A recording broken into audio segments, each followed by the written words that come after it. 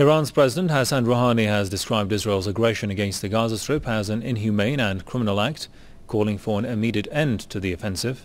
In a telephone conversation with his Russian counterpart, Hassan Rouhani said the blockade of Gaza and the killing of Palestinian women and children have caused a terrible tragedy. He urged the international community to act urgently and put an end to the bloodshed of innocent civilians. According to the Iranian president, the international community should condemn Tel Aviv's aggression and help lift the siege on Gaza. The Russian president, for his part, expressed concern about the events in Gaza, saying that the situation has become intolerable. Vladimir Putin added that all influential countries must do their utmost for an immediate ceasefire. Israeli troops have already entered Gaza.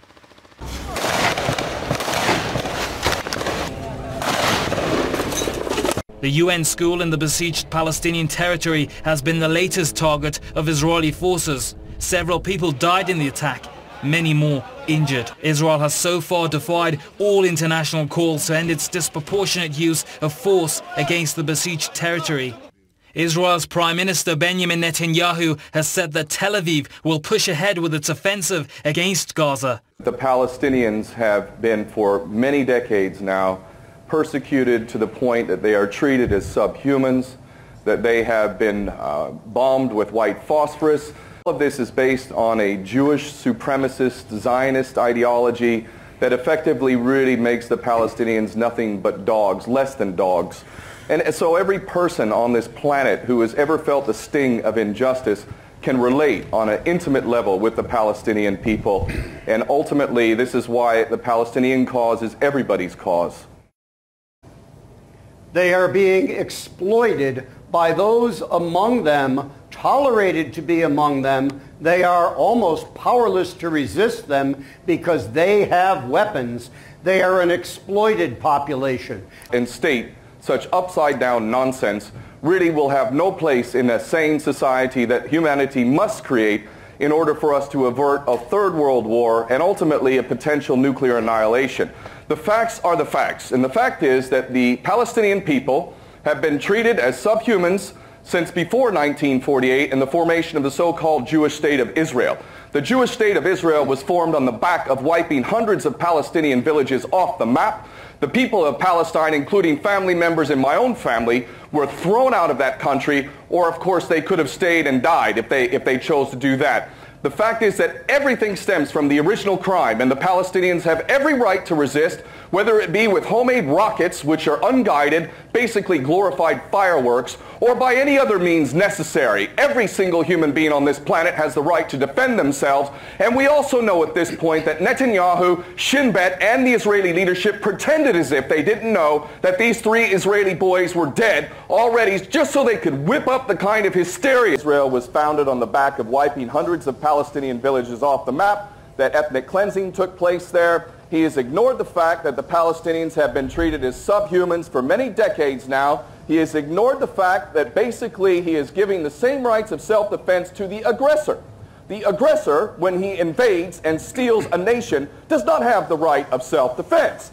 Those that are being violated, those whose land is being stolen, those whose families are being murdered, they have the right of self-defense. It is not self-defense when you have the 4th largest military in the world with high-tech weaponry of the highest order, when you have a military that has total air superiority. There is no air defenses, there is no air force, there is no navy, there is no army to speak of. That is not self-defense. And how many rockets have killed people in Israel? It's hardly more than a handful. And ultimately, this is the only thing they have to fight back with. If they did have weapons to fight back with, I can tell you the cowardly Israeli nation would never stand a chance in the face of an equally armed Palestinian resistance, because they would destroy Israel in a heartbeat if there was a fair fight. But there is no fair fight. It's like shooting fish in a barrel, basically. And you talk about entire families that have been wiped out. The Samudi family lost 29 members in one go. Another family lost 25 members in one go. We're talking a child as young as 9 months, 3 pregnant women in one home, so that Israel can target one individual. It is a disgusting, criminal state, Israel. It is involved in organ trafficking, blood diamonds, sex slavery, weapons trading, passing on nuclear secrets, you name it. It is the ultimate criminal state, and it is treating the Palestinians for many decades now as less than dogs. These are the facts.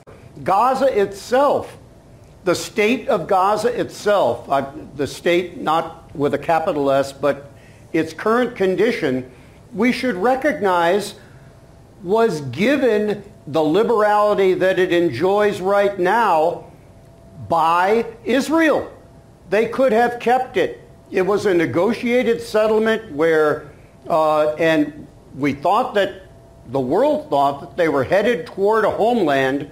What needs to be done is the hot air on both sides, perhaps, needs to be let out of this balloon. Israel has launched many wars both against Palestinians and regional nations since it was created in 1948. The plight of Palestinians and the wider region have raised this key question. What is the final remedy to the issue? Iran has repeatedly said that the Israeli regime has been installed in Palestine. Only the Palestinian people are entitled to decide the fate of their land. The leader of Iran's Islamic Revolution, Ayatollah Sayyid Ali Khamenei, on Wednesday once again raised the issue with the last Friday of Ramadan approaching.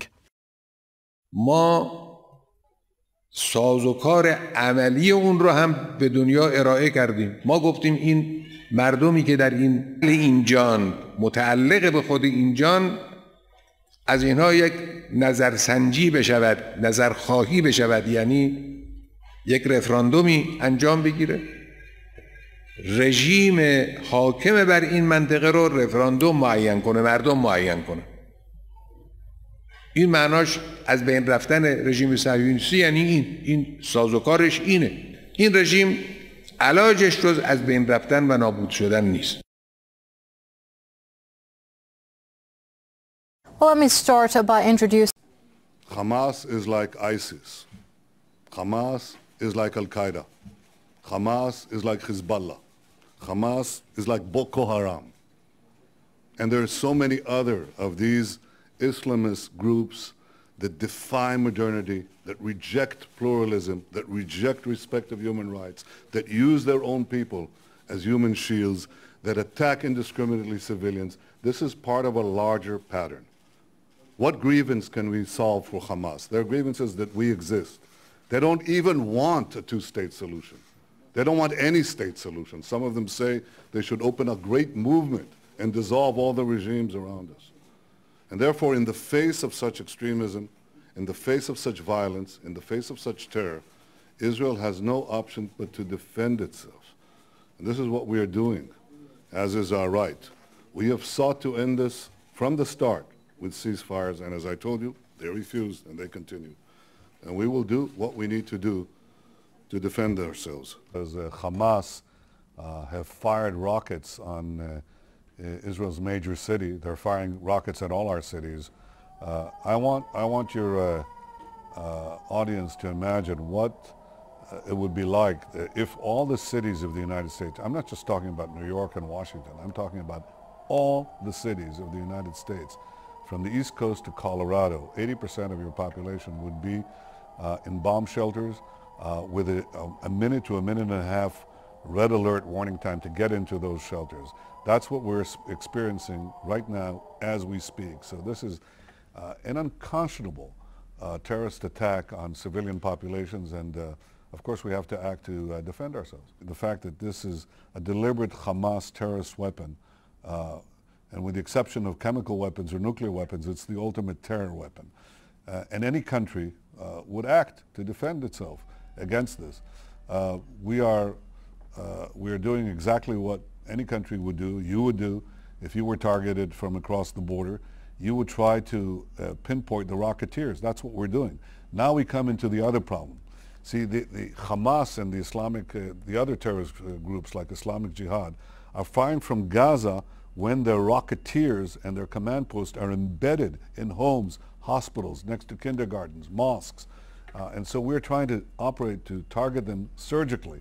But the difference between us is that we're using missile defense to protect our civilians, and they're using their civilians to protect their missiles. So naturally, they're responsible for all the civilian deaths that occur accidentally. We're sorry for any accidental civilian death, but it's the Hamas that bears complete responsibility for such civilian casualties.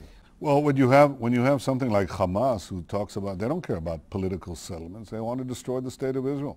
They're not even talking about building a Palestinian state. They want to establish some kind of their version of of the caliphates. They say they have to murder Jews wherever they find them worldwide. So these people are not into political settlements. But it doesn't mean that we cannot have the necessary action coupled with diplomatic backing to achieve the protection of the Israeli citizens from these rocket threats, tunnel threats, and so on. But again, I'm not going to get into the specifics of this.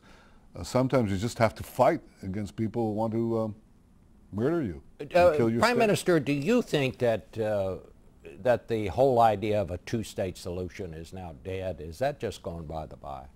Well, look, I think there are two separate issues. Whether we can achieve a negotiated settlement with those Palestinians who are willing to coexist next to Israel is one question. But that doesn't fly in the face of the other need. In fact, I think it is complemented by the other need. That you've got to fight back and roll back the forces who are seeking to extinguish the Jewish state completely.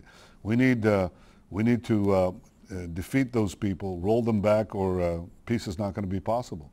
Because as far as Hamas is concerned, they couldn't care less if you come with a two-state solution, a three-state solution, or a four-state solution. They want a no-state solution, no Jewish state.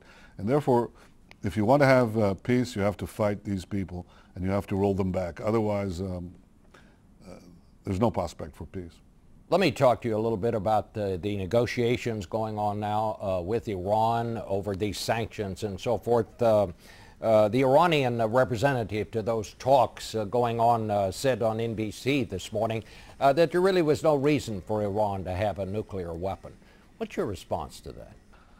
I think it's comical. Iran has invested an untold fortune, certainly over $100 billion, probably close to $200 billion, in building ICBMs, which are only used for nuclear weapons, in building underground nuclear facilities for nuclear weapons, in enrichment, uranium enrichment, and centrifuges that are only for nuclear weapons, in plutonium and heavy water that is only for nuclear weapons.